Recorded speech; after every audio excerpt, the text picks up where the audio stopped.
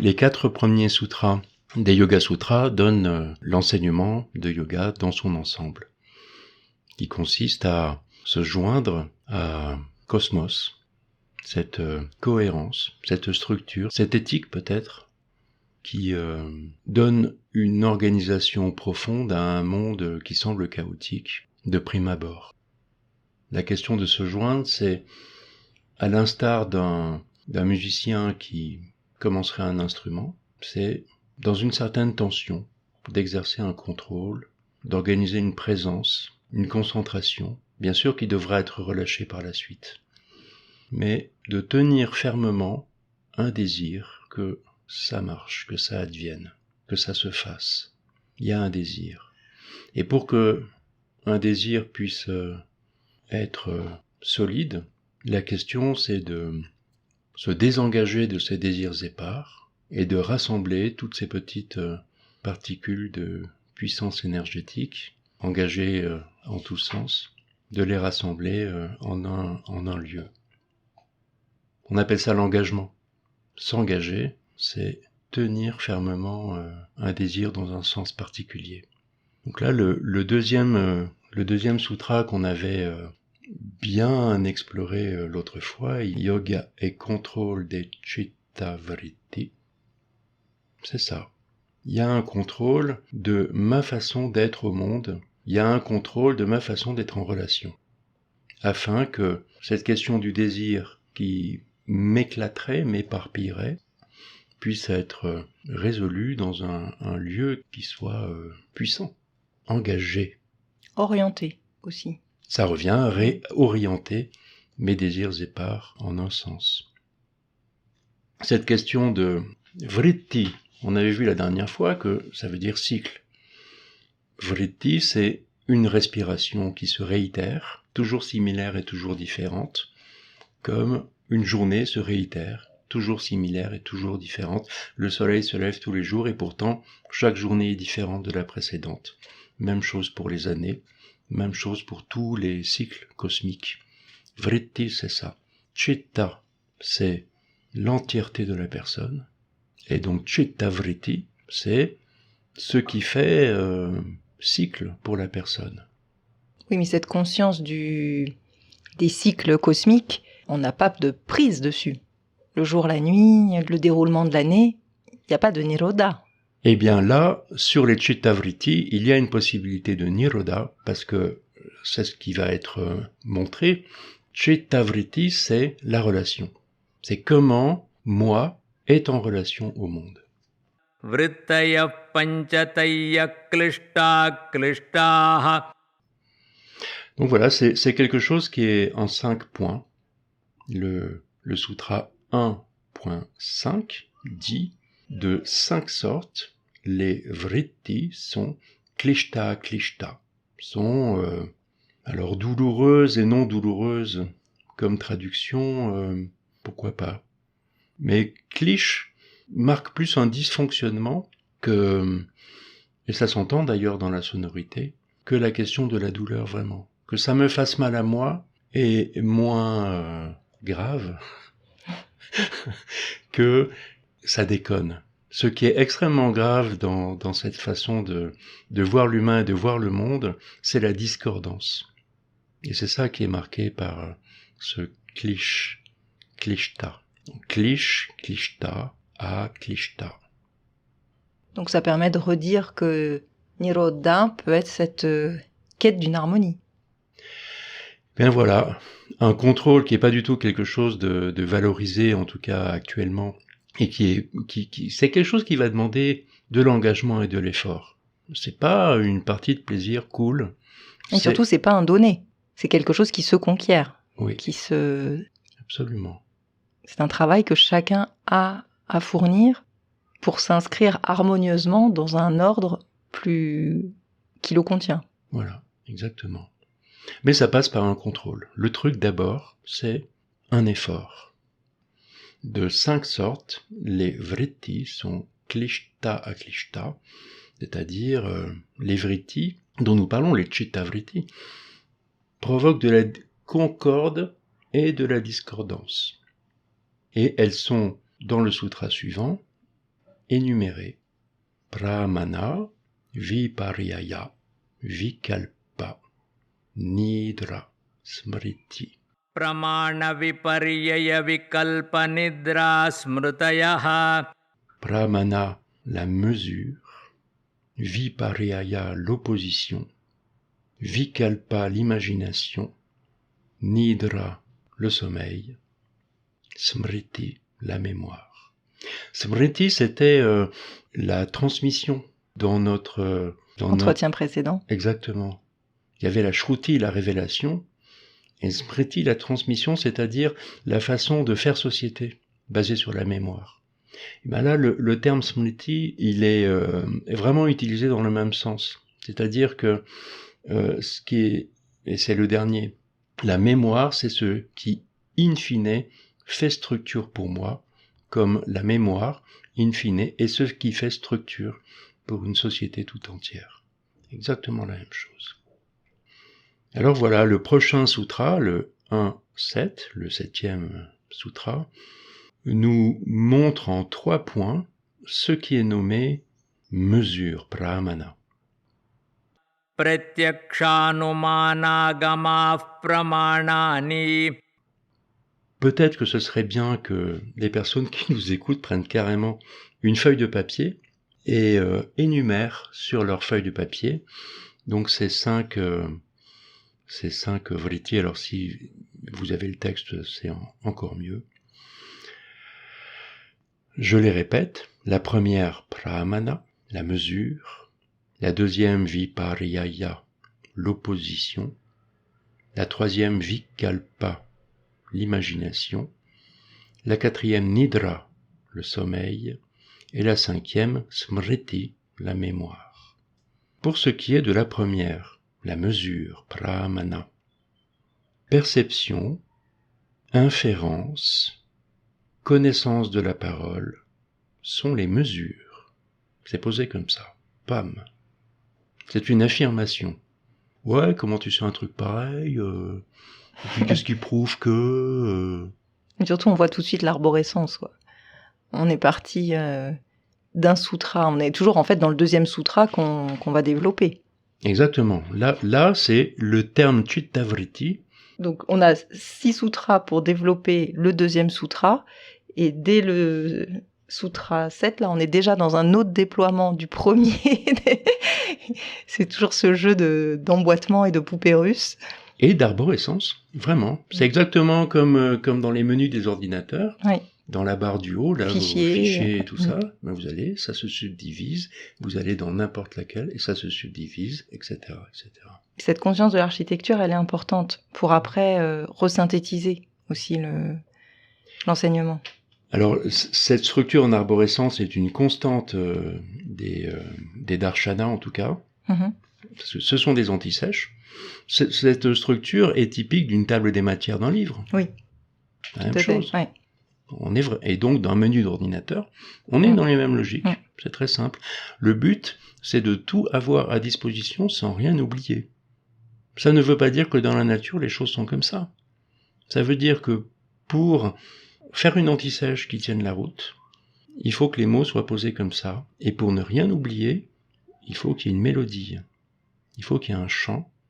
Et la mélodie, le chant, permet, dans la scansion, Une mémorisation. Une mémorisation, et il peut pas manquer un mot. Dans une mélodie, si un mot passe à la trappe, il n'y a plus de mélodie, elle s'effondre. Et donc le locuteur se rend compte qu'il vient d'oublier un truc.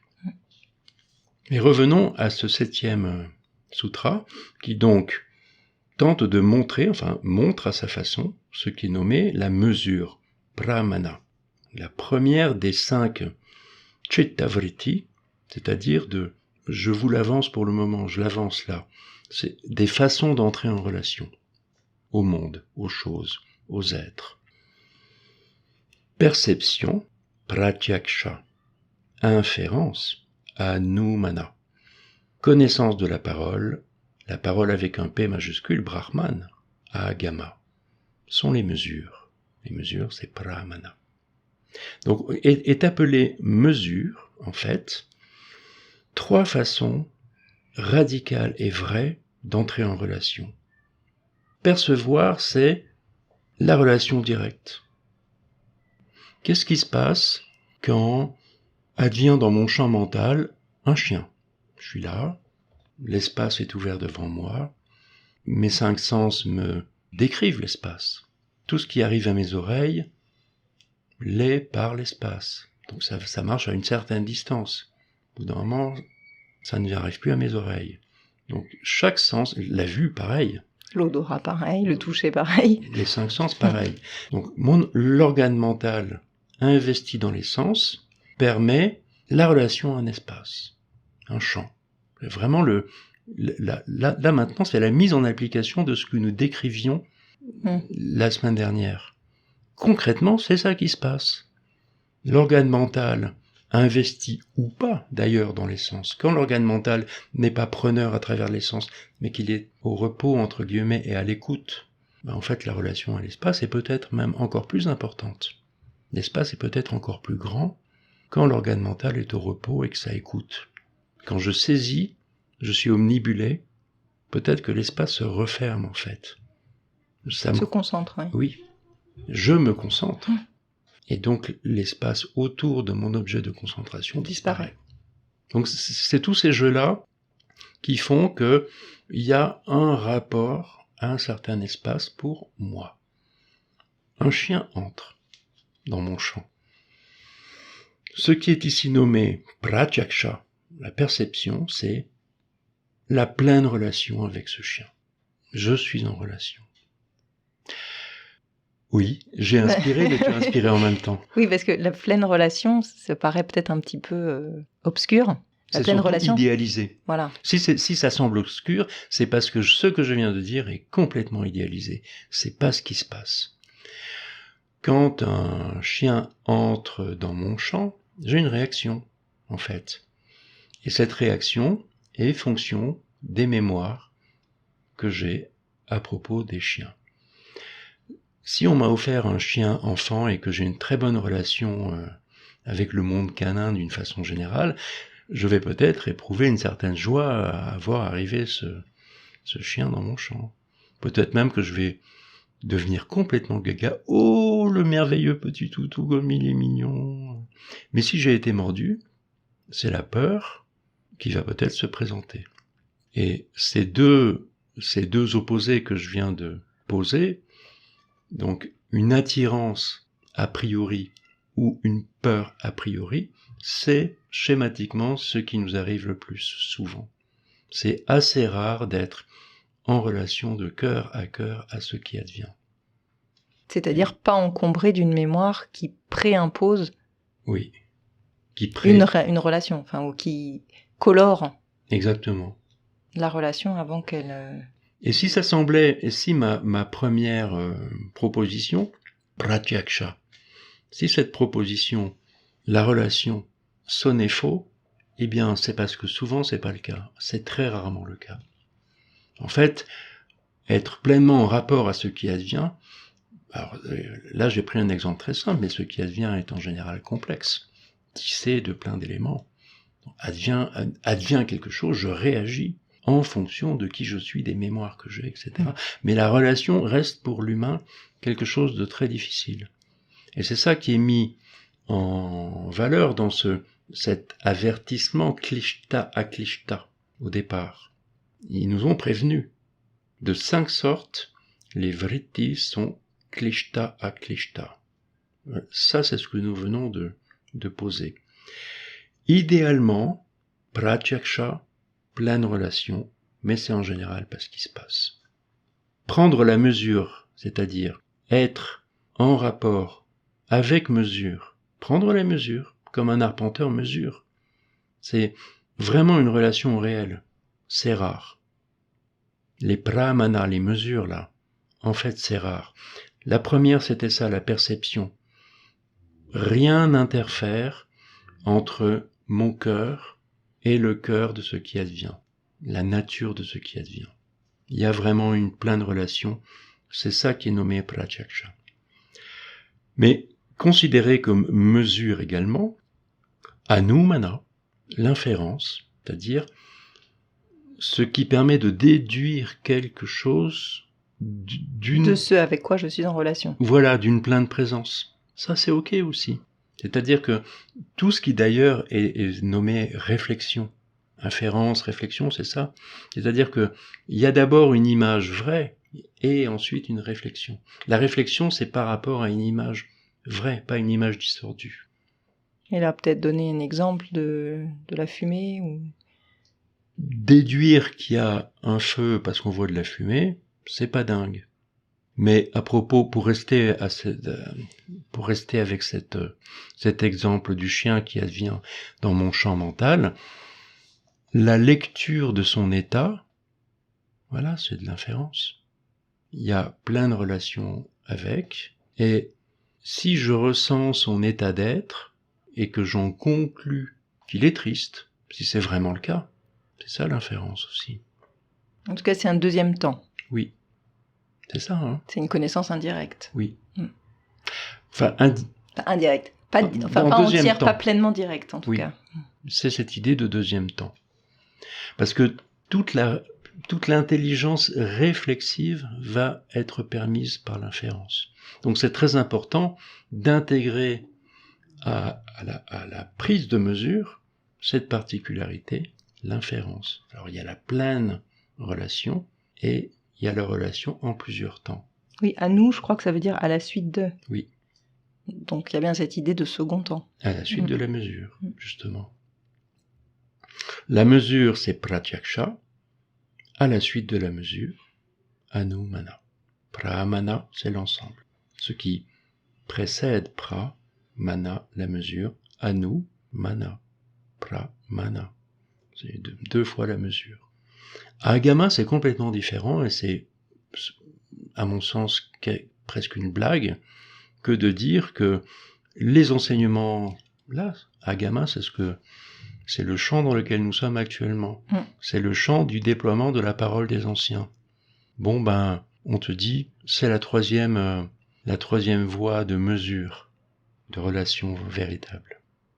Alors qu'en fait, c'est une voie déviée. Des enseignements qui sont faits avec des mots, c'est un artifice du langage qui permettrait d'être en relation. Il y a une grille de lecture verbale qui est apposée sur le monde, et dans le cas où cette grille de lecture soit vraie, ce qui est la caractéristique supposée des enseignements, alors ça permet la mesure. Alors que notre grille de lecture de langage usuel, souvent typée de désirs épars, justement. Oui, plus propice à la confusion. Exactement.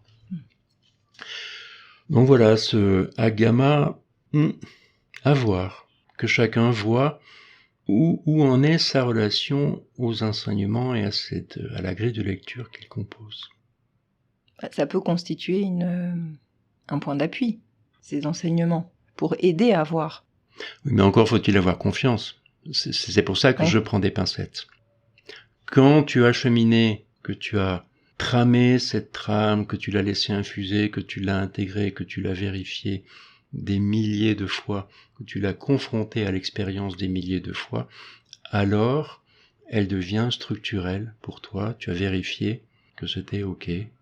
Mais de but en blanc, on n'est pas obligé de faire confiance, ou alors si on fait pleinement confiance. La question se pose, c'est pour ça que je ne veux pas, oui, je ne veux pas l'imposer ce agama, alors que pratyaksha et anumana, c'est évident. C'est quand même simple. La mesure, c'est pleine relation ou second temps de mesure. C'est-à-dire que pramana, c'est mana ou anumana. Et en troisième point, agama. OK. Viparyayo mithyagnana matadrupa pratishtham. Viparyaya, c'est le 8e. Viparyaya est une connaissance fausse qui s'appuie sur une forme qui n'est pas sienne. Là, ça sent le boudin quand même. On sent que on passe à autre chose. Il y a quelque chose qui n'est pas dit et qui est un socle très important des enseignements de yoga, c'est le rapport entre la chose et son nom. Parce que l'addition de l'essence de quelque chose et du nom que je lui donne provoque une représentation. Nama Rupa. En sanskrit, ce que je viens de dire, c'est Nama, le nom, Rupa, la forme, qui forme un nom composé, Nama Rupa, la représentation.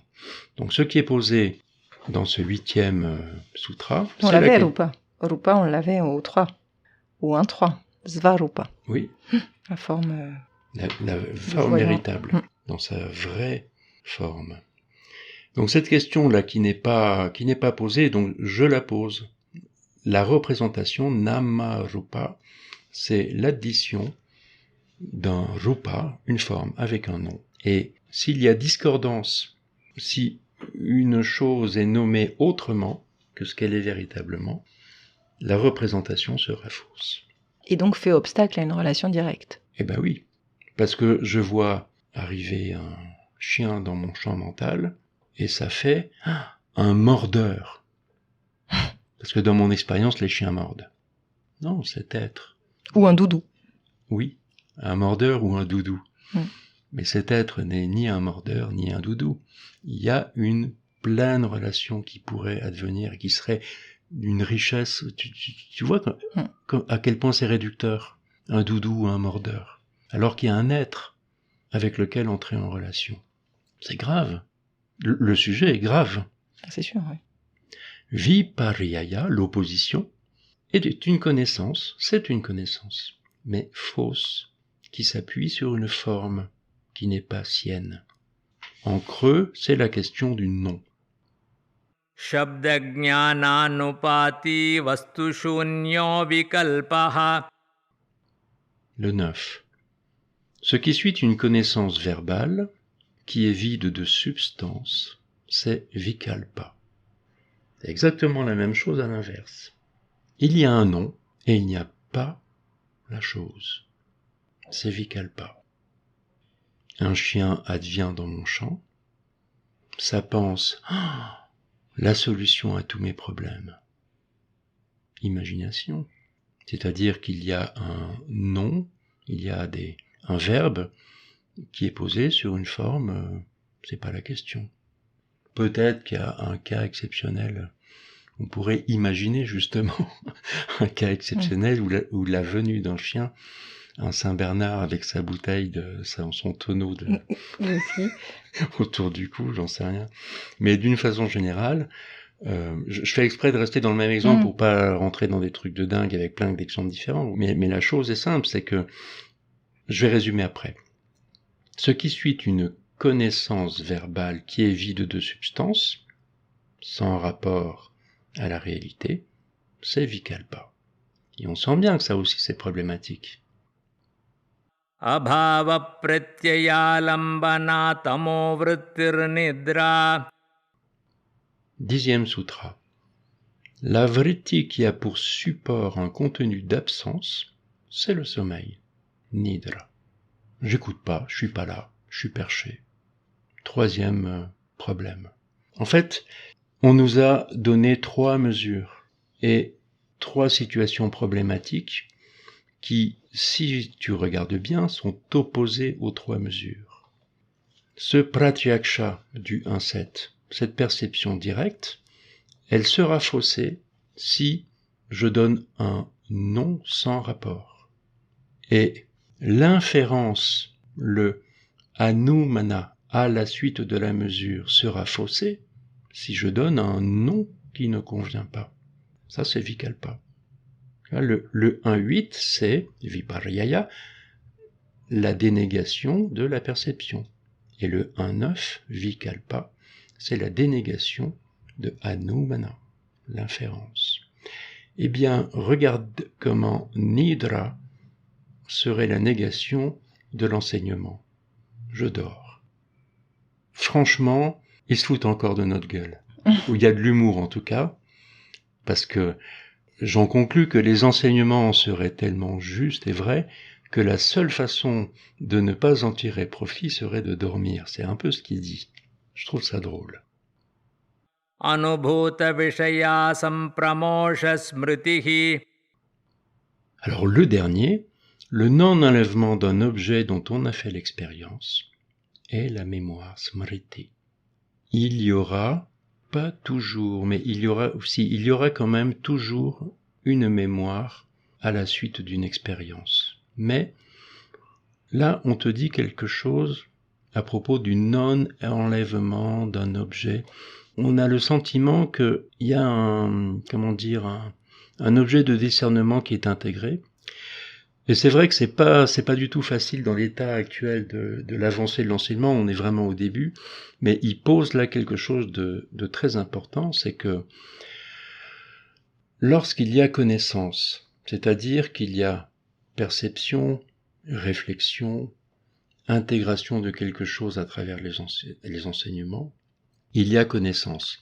La mémoire, quand tu percutes un truc, la mémoire qui est intégrée n'est pas de nature à ressurgir sous la forme de quelque chose de faux à propos du chien. Et oui, quand il y a connaissance de ce chien qui est advenu, plein de relations avec lui, il y a une mémoire de ça, mais c'est une mémoire de connaissance. Donc elle n'aura pas comme corollaire le fait de ressurgir avec son erreur. Ou mordeur. Oui, elle ressurgira comme une connaissance. La mémoire de connaissance ressurgit comme une connaissance. Alors que la mémoire de vipariyaya, vikalpa ou nidra ressurgira comme quelque chose de problématique. Le non-enlèvement d'un objet dont on a fait l'expérience est smriti. Et donc ce smriti, c'est ce qui est engrangé comme mémoire qui n'est pas une mémoire de connaissance, c'est ça qui est nommé smriti. Point très particulier de l'enseignement, ce sera répété, alors, le truc génial, on avait tout donné des enseignements la dernière fois, et franchement, on ne rajoute rien de neuf. C'est dans la précision, ça se déploie. On va dans les entrailles de l'expérience voir comment ça se passe là, à partir du déploiement du simple terme chittavriti. Nous l'avions pourtant défini de façon très sérieuse la dernière fois, ce terme chittavriti, mais nous n'avions pas exploré l'expérience. Ça, c'est ce que vient de faire l'enseignement. L'enseignement nous dit, regarde, c'est pas compliqué. Soit il y a plein de relations, soit il y a anumana, ce qui suit la pleine relation, soit il y a les enseignements, ou alors la dénégation de cela, l'opposition, l'imagination, le sommeil, auquel cas il y aura smriti qui n'est pas une mémoire de connaissance. Sinon, c'est mémoire de connaissance dans le cas de la perception directe de cœur à cœur de ce qui la suit, anumana, ou de ces formidables enseignements qui nous sont donnés. Là, je viens de résumer. C'est exactement ça qui est posé. C'est dans le détail. On aurait pu s'en passer. On avait compris la dernière fois. Mais la nature de ces enseignements, c'est de nous approcher de l'expérience, parce que lorsque tu transmets ces qualités, quand tu transmets l'éveil de ces qualités en nous, tu sais très bien qu'il faut repasser 1 fois, 2 fois, 3 fois, 4 fois, 5 fois. Il va falloir repasser. Donc, quoi de mieux que de repasser sous un nouvel angle de vue? Oui, avec une grille un peu plus fine, oui, à chaque fois, qui permet peut-être de mieux appréhender ce qui se présente. Et comme on sait que l'expérience est multiple et toujours complexe, ça donne des outils un peu plus fins pour... Fin et basé sur le « regarde comment ça se passe ». C'est pas du conceptuel du tout. C'est « mais regarde ».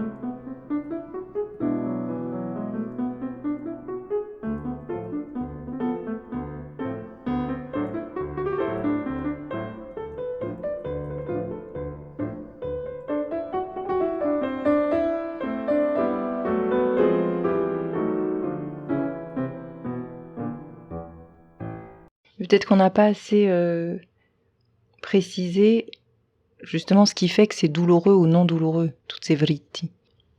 On a vu que les vikalpa, nidra, vipariyaya donnaient lieu à une mémoire. Oui. Comment la même vritti peut être douloureuse ou non douloureuse, puisque là, il n'y a pas des vrittis qui sont douloureuses et d'autres qui n'en sont pas. Ah si. Si. Là, dans ce qu'on vient de voir, d'harmonieux, il y a les 3 mesures. De disharmonieux, il y a les 3 suivantes. Et le résultat des 3 suivantes, la mémoire. Elles sont qui pas, n'est pas une mémoire, la smriti, qui n'est pas une mémoire de connaissance. Ce qui est douloureux, c'est la non-relation. La joie, c'est être en relation. Je touche le vrai, je touche le cœur de quelqu'un, je touche quelque chose de vu, c'est vrai, c'est en relation, c'est la joie. Et l'inverse, c'est klishta, c'est pas tellement la douleur, c'est la disharmonie. C'est que c'est faux. Oui, mais il y a une forme d'enseignement dans le sommeil, c'est des expériences qui sont fécondes. Ah, ça c'est autre chose. Toutes les expériences sont fécondes. Toutes les cliches, tous les dysfonctionnements, toutes les disharmonies sont temporaires. C'est pas vraiment un problème en soi. Ça c'est complètement ok. Lorsque je m'engage dans la vie, lorsque je m'engage dans ma vie professionnelle et que je fais fausse route, c'est des expériences. Je suis pas en train de m'enfoncer dans la douleur, pas du tout. Je suis en train de vivre, on fait que ça. Il n'y a aucun problème avec ça. Donc l'idée générale, ce n'est pas que tout se vaut. Il y a ce qui est purement vrai, qui est de l'ordre de la connaissance, mais ce qui est klishta, c'est pas grave, c'est temporaire. C'est pas grave, mais c'est juste que ça ne permet pas une transformation. Une transformation dans... Pas dans le sens de la connaissance, mais c'est une transformation. Quand un chien advient dans mon champ et que je fais le gaga avec lui ou que j'en ai peur, je réitère une structure, et cette structure est une vritti, hein. Donc ça me transforme encore. Et donc je continue à être gaga des toutous ou à en avoir peur. Ça reste aussi une transformation. Ce sont des vrittis. Les vrittis sont des transformations. Les chitta vrittis sont toutes des transformations, bien sûr, mais klishta à klishta. D'ailleurs, le jeu de mots klishta, on a l'impression qu'il est dit 2 fois klishta. On a l'impression qu'il est dit 2 fois, entre guillemets, douleur, disharmonie. Parce que, oui, l'expérience de la connaissance signalée par la joie reste relativement rare, en tout cas fugace. La question de notre nirodha, c'est de fournir un travail de présence afin que ces instants de connaissance ne soient plus si espacés et rares, si espacés les uns des autres et si rares, que ces instants de connaissance au moins puissent se produire avec ce qui advient. Nos actions dans le monde et ce que le monde nous fournit comme action, toutes ces rencontres qui ont lieu continuellement sont autant d'occasions, toutes, d'entrer en relation. Ça, c'est le côté magique, si on a un, qui est klishta à klishta. Vraiment, c'est que le mouvement de la vie, que ce soit ce qui est induit par moi ou ce qui est induit par le monde, les autres et le monde, c'est vraiment une succession incroyablement riche d'occasions de connaissance. Alors, si on pouvait juste voir cette image-là et se dire, mais ouais, tout est une occasion de connaissance. Je sors et je croise un pitbull, moi qui ai peur des chiens. La question, c'est pas de me dire, ouais, mais on peut plus vivre de toute façon, y a des pitbulls partout. Tu vois, ça pourrait virer à ça, en fait. Et nous vivons relativement comme ça. Non, je sors, il y a un pitbull, c'est l'occasion d'une transformation. Alors là, une vraie transformation. Si je pouvais enfin entrer en relation avec cet être, il ne m'attaquerait pas et il y aurait une connaissance. et une transformation de mon être.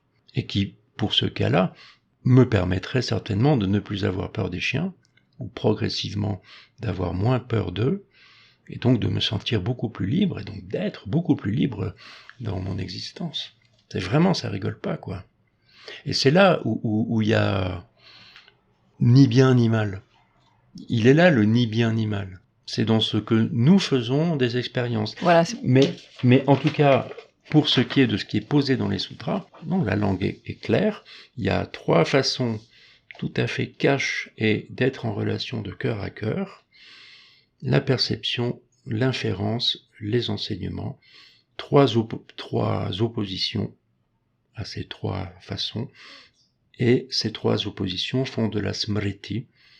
Sinon, si c'est de la connaissance, c'est une mémoire de connaissance qui est différente. Je précise bien que ce qui est nommé smriti, c'est la mémoire qui n'est pas une mémoire de connaissance. Et c'est peut-être pas tant des négations que un autre point de vue en gardant la même distance par rapport à la chose. C'est-à-dire que si on a perception, inférence et enseignement, c'est des rapports de moins en moins directs.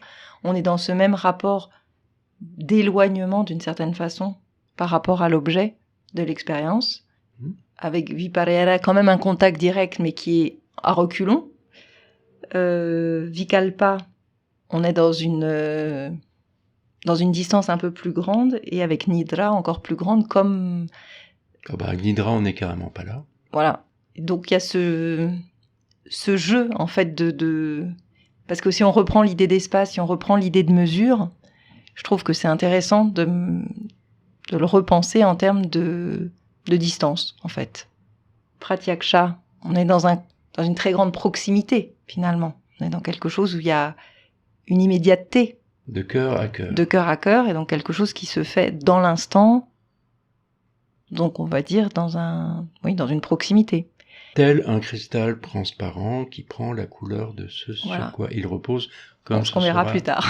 Très plus tard. Mais là, j'aime bien l'idée de focale, en fait. On peut voir les choses de manière très nette. Mais voilà, on peut avoir une image très nette, et puis si je recule un peu, l'image va être moins nette, donc la chose peut prendre un autre nom, et ainsi de suite. Et donc le sommeil ou l'imagination sont comme des mises à distance de l'objet qui font que je ne suis pas dans une connaissance, mais se dégage quand même. Il y a quand même une relation. Bien sûr. Non, c'est juste pour pas être dans le positif ou le négatif des vrittis. Mais il ne s'agit pas de se débarrasser de Nidra, de Vikalpa ou de Vipariyaya. Parce qu'on pourrait se dire, comme certains disent, moi, il n'y a pas de tamas chez moi, je suis que sattva, il y a chez moi que du pramana, et je ne sombre pas dans ces... Voilà. Dire il n'y a chez moi que de la pleine présence, c'est une erreur de jugement. Il y a des chances que ce soit une erreur de jugement, et donc un mot faux posé sur la chose qui est moi.